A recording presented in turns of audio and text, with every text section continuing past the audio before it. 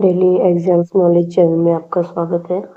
इस वीडियो में हम करंट अफेयर्स पढ़ेंगे और 1 दिसंबर से रिलेटेड सभी इम्पोर्टेंट क्वेश्चन डिस्कस करेंगे।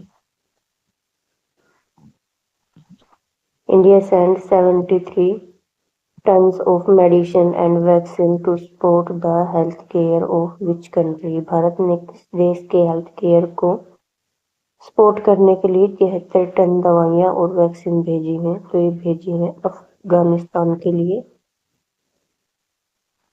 भेजी गई सहायता है 73 टन दवाइयां, वैक्सीन और मेडिकल सप्लाई, और ये भेजी गई है काबुल, अफगानिस्तान में। और ये भारत सरकार द्वारा विदेश मंत्रालय के माध्यम से भेजी गई है। इसका उद्देश्य है अफगानिस्तान की सार्वजनिक स्वास्थ्य जरूरतों के लिए मानवीय समर्थन। और ये लगातार चल रही सहायता का हिस्सा है जो कि पहले भी भारत भेजता आ रहा है। भारत पहले से गेहूं, कोविड वैक्सीन, दवाइयां, प्रशिक्षण और छात्रवृत्ति कार्यक्रम। India's GDP grew by what percentage in the second quarter of FY26? Bharat की GDP FY26 के दूसरे तिमाही में कितने प्रतिशत की ग्रोथ हुई है? तो ये हुई है 8.2% की।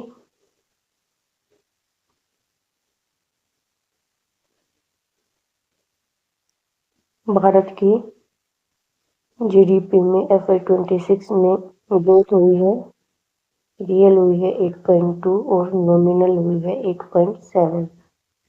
और जो वास्तविक जीडीपी है वो है 48.63 लाख करोड़, और जो नाममात्र जीडीपी है वो है 85.25 लाख करोड़। इसमें सबसे मजबूत क्षेत्र हैं मैन्युफैक्चरिंग 9.1%, सेवाएं 9.2 और निर्माण 7.2%। PFCE में 7.9 की वृद्धि हुई है, और जो सबसे कमजोर क्षेत्र है वो है कृषि क्षेत्र, केवल 5% की वृद्धि हुई है। जीडीपी के आधार पर वर्ष 2022-23 में बदला जाएगा। ये डेटा NSO सांख्यिकी और कार्यक्रम कार्यान्वयन मंत्रालय द्वारा जारी किया गया है। Which film won the Golden Peacock Award at 56th IFFI Goa? 56वां IFFI Goa में गोल्डन पिकॉक पुरस्कार किस फिल्म ने जीता है? तो ये जीता है skin of the youth film ने। 56वां भारतीय अंतर्राष्ट्रीय फिल्म महोत्सव IFFI जो कि गोवा में संपन्न हुआ है, इसमें सर्वश्रेष्ठ फीचर फिल्म को गोल्डन पिकॉक पुरस्कार एस्ले मेफेयर द्वारा निर्देशित वियतनामी फिल्म है स्किन ऑफ द यूथ को दिया गया है।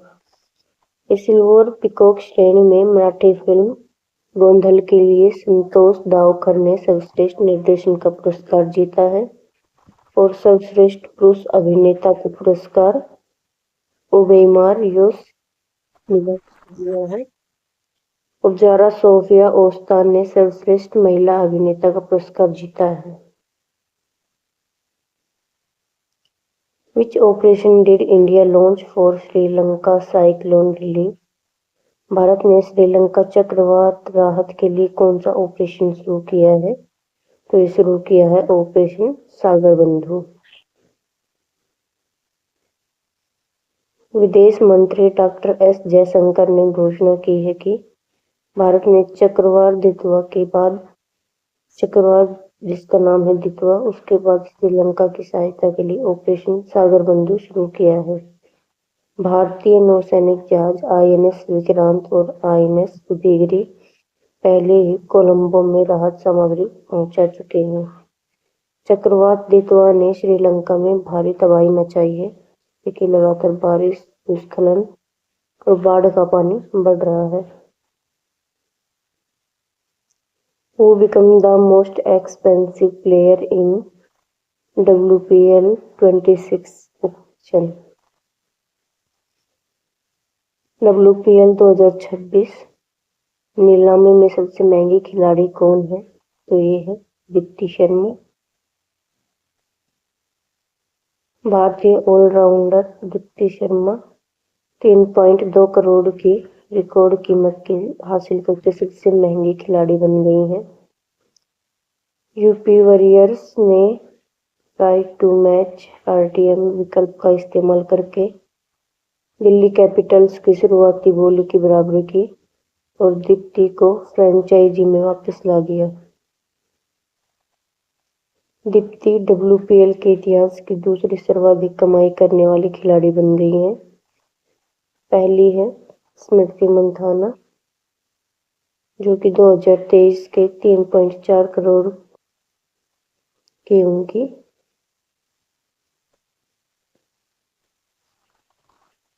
In which city did President Murmu participate in a major event on unity and youth? राष्ट्रपति मुर्मू ने किस शहर में एकता और युवाओं पर आयोजित प्रमुख कार्यक्रम में भाग लिया? ये लिया है लखनऊ में। राष्ट्रपति द्रौपदी मुर्मू ने लखनऊ का दौरा किया और ध्यान एकता और युवा सशक्तिकरण पर केंद्रित 2 प्रमुख कार्यक्रमों में भाग लिया। उन्होंने ब्रह्म कुमारीज के 2025-26 के वार्षिक विषय एकता और विश्वास के लिए ध्यान का उद्घाटन किया। राष्ट्रपति ने भारत स्काउट्स एंड गाइड्स के हीरक जयंती समारोह के समापन समारोह को संबोधित किया और इसके 19वें राष्ट्रीय जम्बूरी में भाषण भी दिया। Which energy sector will India open to private companies? Bharat किस ऊर्जा क्षेत्र को निजी कंपनियों के लिए खोलेगा? ये खोलेगा परमाणु ऊर्जा क्षेत्र को। प्रधानमंत्री नरेंद्र मोदी ने घोषणा की है कि भारत का परमाणु ऊर्जा क्षेत्र जो कि वर्तमान में सख्त सरकारी नियंत्रण में है उसे जल्द ही निजी भागीदारी के लिए खोल दिया जाएगा जिससे कि देश की ऊर्जा सुरक्षा मजबूत होगी। Who announced a 3-step roadmap for a future-ready army for 2047? किसने 2047 तक भविष्य के लिए तैयार सेना के लिए 3 चरण रोडमैप की घोषणा की है? कोई की है सेना प्रमुख ने। सेना प्रमुख ने 2047 तक भविष्य के लिए तैयार सेना के निर्माण के लिए 3 चरण वाली रूपरेखा का अनावरण किया। चरण 1 में होप 2032 सेना के परिवर्तन दशक 2023 से 33 के अंतर्गत एक व्यापक संरचना के रूप में कार्य करता है और चरण 2 में ये स्टेप 2037 एक 5 वर्षीय समेकन चरण है।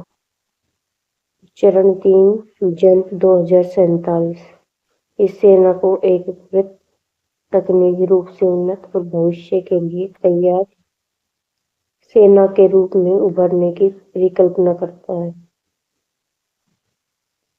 India approved which scheme to promote textile innovation? Bharat ने वस्त्र नवाचार को बढ़ावा देने के लिए किस योजना को मंजूरी दी है? टैक्स रैम्प्स योजना को। भारत सरकार ने वस्त्र क्षेत्र में अनुसंधान नवाचार प्रतिस्पर्धात्मक को सुदृढ़ करने के लिए टैक्स रैम्प योजना को मंजूरी दी। इसका उद्देश्य है अनुसंधान डेटा और नवाचार को एकीकृत करके भारत को स्थायित्व और उन्नत वस्त्र प्रौद्योगिकी के क्षेत्र में वैश्विक अग्रणी के रूप में स्थापित करना। टैक्स रैम्प को एक केंद्रीय क्षेत्र योजना के रूप में लागू किया जाएगा जिसका पूर्ण वित्तपोषण वस्त्र मंत्रालय द्वारा किया जाएगा। Recently who won the T20 series? हाल ही में किसने T20 ट्राई सीरीज जीती है? तो ये जीती है पाकिस्तान ने। पाकिस्तान ने श्रीलंका को हराकर टी20 ट्राई सीरीज जीत ली है। ये रावलपिंडी क्रिकेट स्टेडियम में खेला गया और इस मुकाबले में पाकिस्तान ने श्रीलंका को 6 विकेट से हराकर ट्रॉफी जीत ली है। In which country was a law passed criminalizing the murder of a woman punishable by life imprisonment? किस देश में महिला हत्या को अपराध मानते हुए आजीवन कारावास पारित किया गया है? इटली में। इटली ने एक ऐतिहासिक कानून बनाया है जो स्त्री हत्या लिंग के आधार पर महिलाओं की हत्या को कानूनी मान्यता देता है। इसके लिए आजीवन कारावास की सजा का प्रावधान किया गया है। स्त्री हत्या को लिंग आधारित उद्देश्य जैसे कि नियंत्रण, स्त्री द्वेष, जबरदस्ती या फिर चित्तात्मक प्रभुत्व से प्रेरित होकर महिलाओं की जानबूझकर की गई हत्या के रूप परिभाषित किया गया है। स्त्री हत्या को अब कानून में अलग से मान्यता दी गई है। Recently when was World AIDS Day observed? हाल ही में विश्व एड्स दिवस कब मनाया जाएगा? 1 दिसंबर को। विश्व एड्स दिवस हर साल 1 दिसंबर को मनाया जाता है। इस दिन HIV एड्स के बारे में जागरूकता बढ़ाने और इस महामारी के पीड़ितों के प्रति समर्थन दिखाने के लिए समर्पित है। इसका उद्देश्य है HIV संक्रमण को रोकना, HIV से पीड़ित लोगों को आवश्यक सेवाएं प्रदान करना और एड्स को समाप्त करने के लिए अंतर्राष्ट्रीय एकजुटता बढ़ाना। इसकी थीम है 2025 के प्रावधान पर काबू पाना, एड्स प्रतिक्रिया में परिवर्तन करना।